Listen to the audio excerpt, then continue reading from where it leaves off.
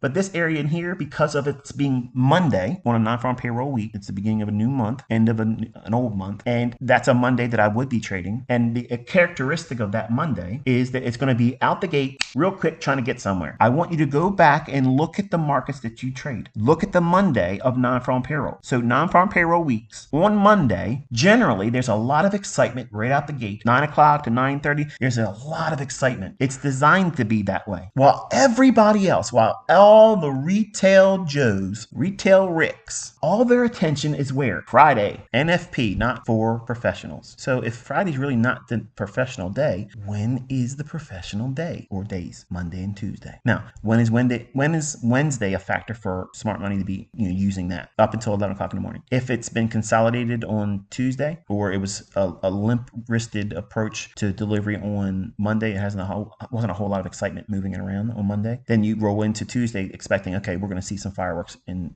opening bell or leading into opening bell on 9:30. Equities, forex, everything's going to move around real nice. But if it doesn't do it on Tuesday, that means you're going to have a really fast and wild Wednesday morning session that will become choppy and uncertain right as we go into the lunch hour, New York lunch hour after 11 o'clock on Wednesday. That's not complicated. That's not a complication. That's not something you can't figure out how to use. It's something that's going to repeat every single month. And because I know that there's going to be a lot of excitement on Monday, I want to be in there hunting on Monday, accepting the fact that, okay, it might go stale or I might take a loss. Okay, fine. If I have it read wrong on Monday, I know that the likelihood of me getting back a loss on a Tuesday on that day is easy. So it's worth it for me to take that risk on a Monday. It's worth it for me to push in there and pyramid a position. It's worth it for me to do that because I've been doing it long enough. I've seen it. I have the data behind it. I've seen this happen for decades.